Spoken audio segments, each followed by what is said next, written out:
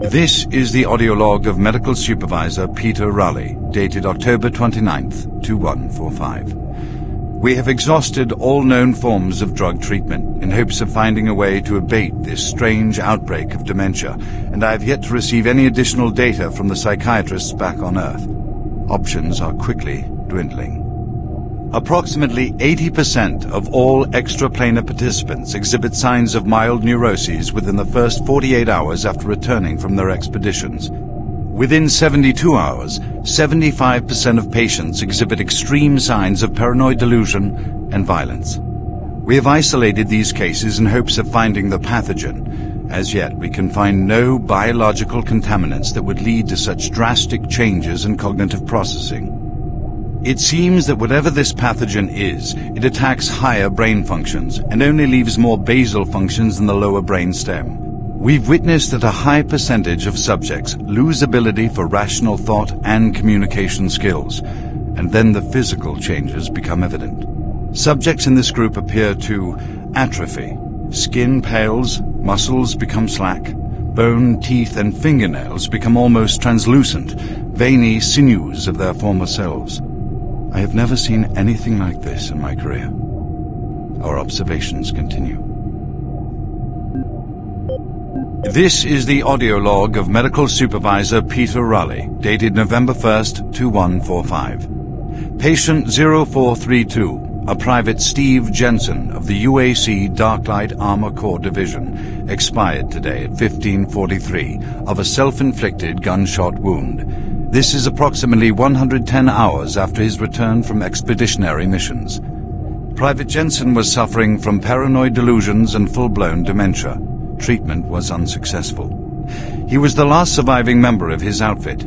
4 other squad mates, who also came back with Private Jensen, expired from injuries suffered on that last mission shortly after their return.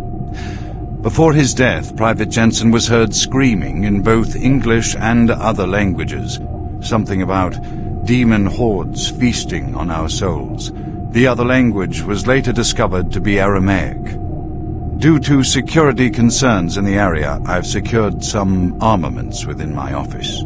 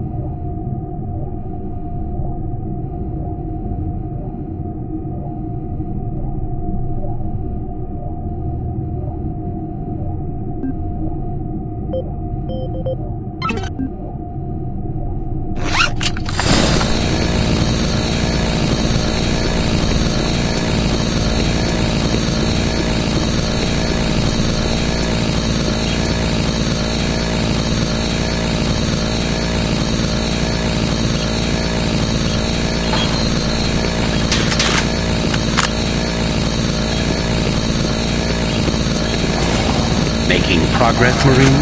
Your journey is futile. You will die, and your soul will be mine.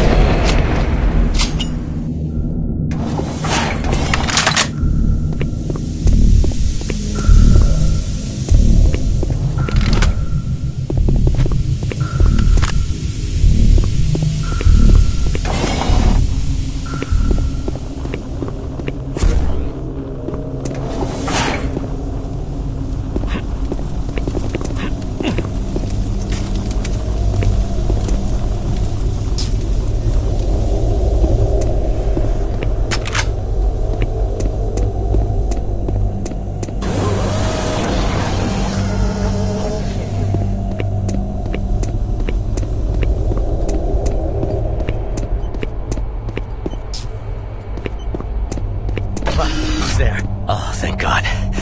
You're not one of them. I thought everyone else was gone. I was part of this. I helped them. The madness of opening to another dimension. Look, we don't have much time. We let it through. The evil. The protective stabilizer on the portal just failed after Betruger took the device. It was an artifact we had found in the ruins. He took it into the portal, and hell followed him out.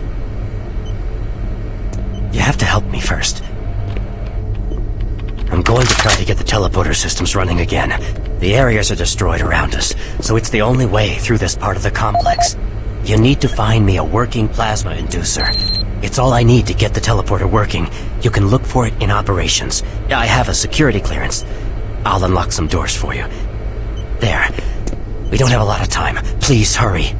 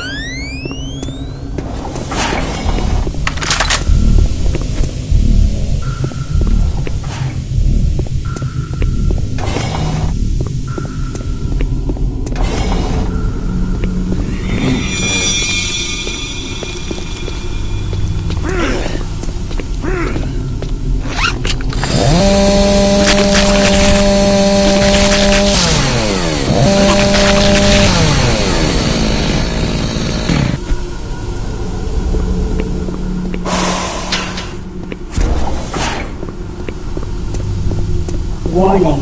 Halon systems active. Access denied.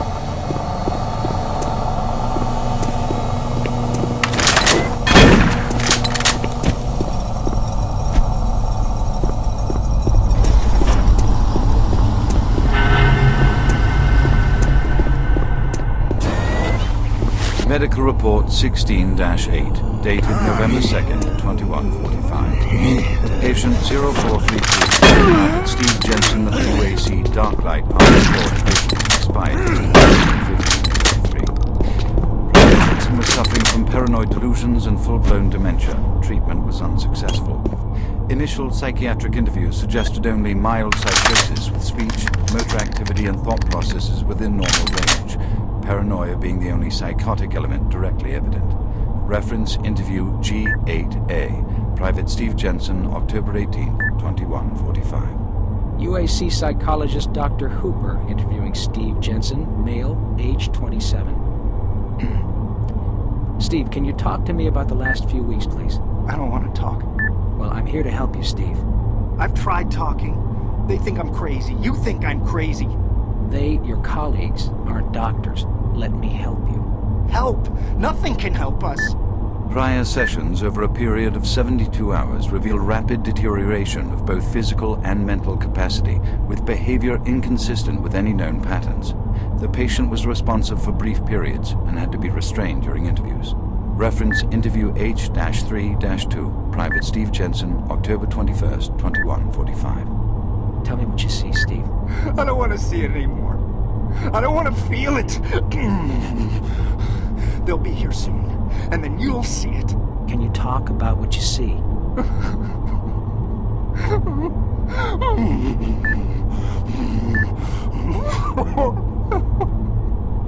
Steve? Patient unresponsive. Terminating interview. We have exhausted all known forms of drug treatment in hopes of finding a way to abate this strange outbreak of dementia, and I have yet to receive any additional data from the psychiatrists back on Earth. Options are quickly dwindling.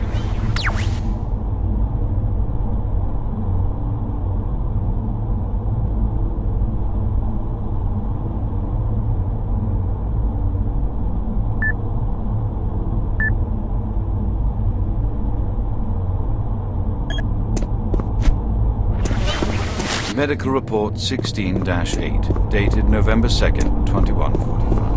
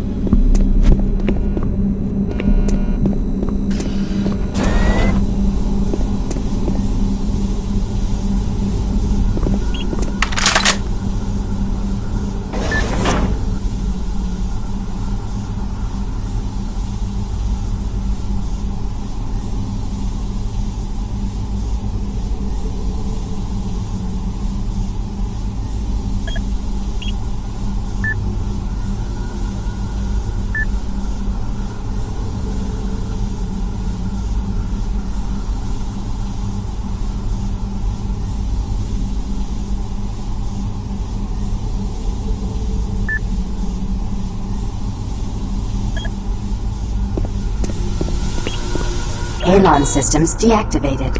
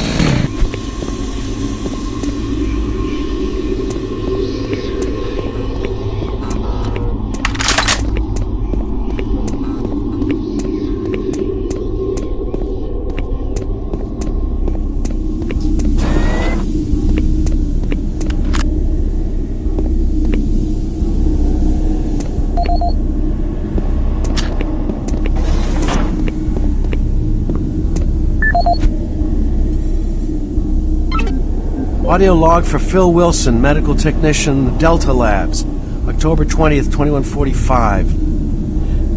Today I witnessed the third test of the teleporter in the 3 weeks that I've been here.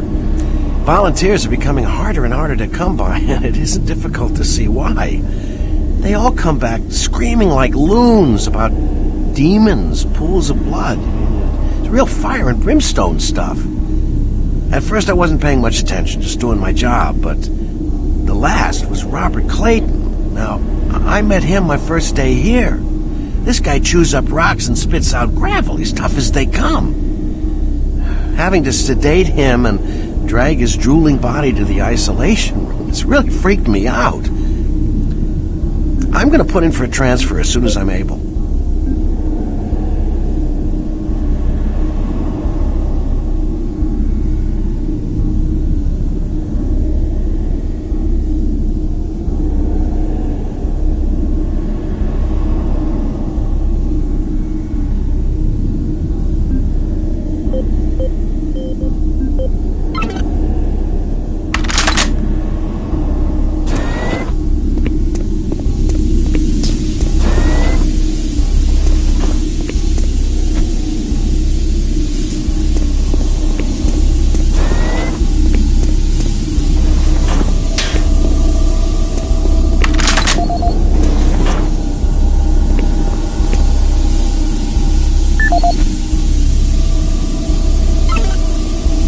As requested, the following is my initial feedback on my first trip through the portal.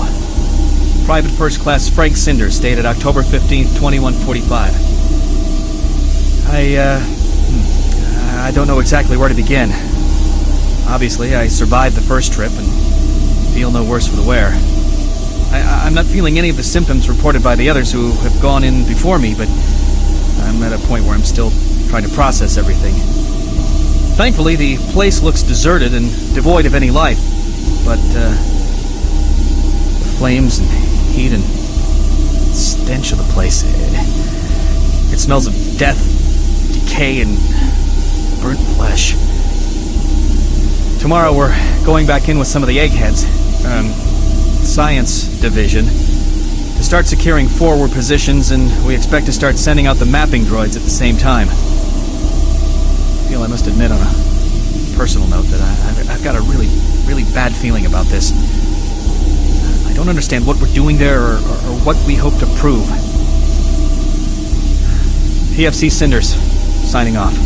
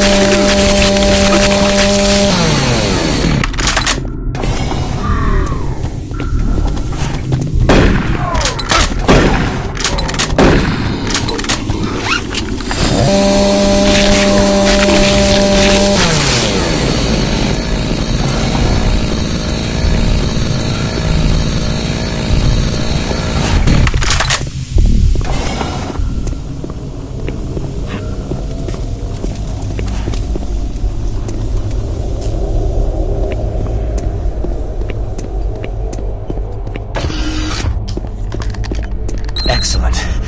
That will get the teleporter working again. Now, you don't have much time. You're going to need to teleport across the containment chamber. It's the only way through this part of the complex. Head into the chamber and initiate the sequence on the machine. I'll take care of the rest. I'm not going with you. Good luck. But before you go, I want you to take something. It's a journal I made about the experiments. Those things. It's all there. It'll explain everything. Get it to someone so this never happens again.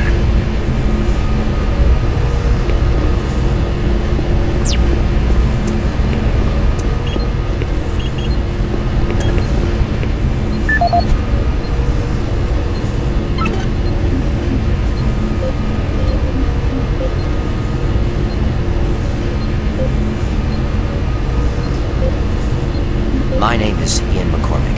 I'm a research specialist stationed on Mars, working for the UAC. My primary job is, or rather was, to assist Dr. Malcolm Petruger in a variety of experiments, though for the past year we've been focusing almost exclusively on teleportation. I don't know if I'll make it out of here alive, so I'm recording this video log to let someone know what happened, and with that knowledge, prevent it from happening again. Initially, the teleportation experiments were amazing. We were creating a new science, and the prospects of it changing our way of life were, well, they were outstanding. I was proud to be associated with such an amazing project and someone as talented as Dr. Petruger. We noticed early on, probably before we had completed maybe a dozen successful tests, that there was a variable delay during the teleportation. The objects are broken down at the quantum level, transported, and then reassembled. Each stage of the process should have been instantaneous, but it wasn't, and we didn't know why. We sent a video drone through and were shocked at the images it sent back. Just a few frames of video right before the drone came back through showed what appeared to be several sets of eyes looking directly at the probe. We had just found a living, breathing creature that was not human. Petruger immediately sent out a request for volunteers. He specifically wanted UAC security force members because he wanted to capture one of these creatures. I've made a lot of mistakes, but I am most ashamed of my involvement during the next phase. To get medical clearance to send human subjects through the device, I doctored up several of our reports to indicate that we had performed living tissue experiments. I did not regret it at the time, but a few days later, when our third test subject came back, he was chewing off his own fingers. It seemed he was clinically insane. We started sending teams in, about once every 2 days. The teams were reporting nightmarish experiences, sightings of things that ultimately made us conclude that the other dimension was not just another dimension. It was hell, and the creatures we were bringing back, demons. And then Petruger, he went through the portal himself. I don't know what he was thinking. It was an unscheduled trip, and he just went, and we couldn't stop him. And when he came back, he had changed. He sounded and looked the same, but he just... I don't know, he was just different. And then he did the unthinkable. He took the Soul Cube, the device that was discovered in the ruins, into the portal. The portal stabilizers just started to fail, and then living hell erupted into the base. Oh, we were stupid for not destroying the portals as soon as we realized what was on the other side. Oh God, forgive me. I blame myself for my part in this. Please, someone, never let this happen again. I'm sorry, Ian McCormick.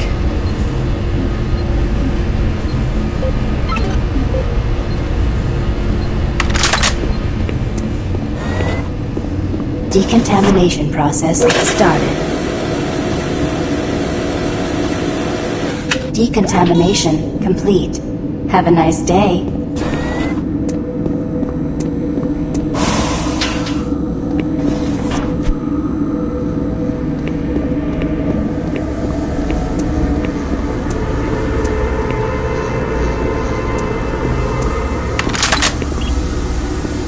systems activated.